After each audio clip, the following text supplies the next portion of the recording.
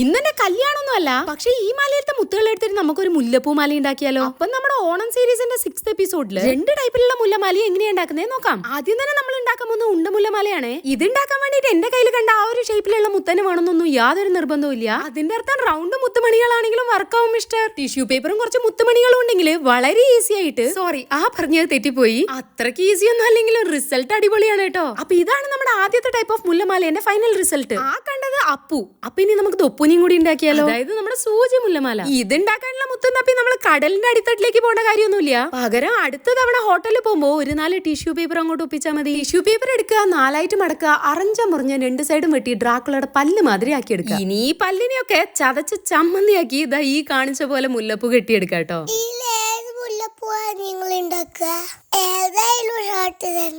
അപ്പൊ നമ്മുടെ ഇന്നത്തെ ഡേന്റെ ക്വിക്ക് സ്നീക് പീക്കിലേക്ക് പോയല്ലോ. ഇന്ന് നമ്മൾ ഓണത്തിനായിട്ട് നാട്ടിലേക്ക് ട്രാവൽ ചെയ്യണേ. സത്യം പറഞ്ഞാൽ നമ്മൾ ഇന്ന് നാട്ടിലേക്ക് ട്രെയിൻ ആയിരുന്നു പിടിക്കേണ്ടത്. പക്ഷേ ചില സാങ്കേതിക തകരാറുകൾ മൂലം ലാസ്റ്റ് മിനിറ്റ് നമുക്ക് ബസ് പിടിക്കേണ്ടി വന്നു. തകരാറും മറ്റൊന്നുമല്ല, നാട്ടിലേക്ക് പോകേണ്ട ടിക്കറ്റിന് പകരം ഞാൻ നാട്ടിൽ നിന്ന് വരേണ്ട ടിക്കറ്റ് ആണ് ബുക്ക് ചെയ്തത്. അപ്പൊ നമ്മൾ രാവിലെ തന്നെ നാട്ടിൽ ലാൻഡ് ചെയ്തിട്ടുണ്ട്. ബാക്കി വിശേഷങ്ങൾ നമുക്ക് അടുത്ത വീഡിയോയിൽ കാണാം.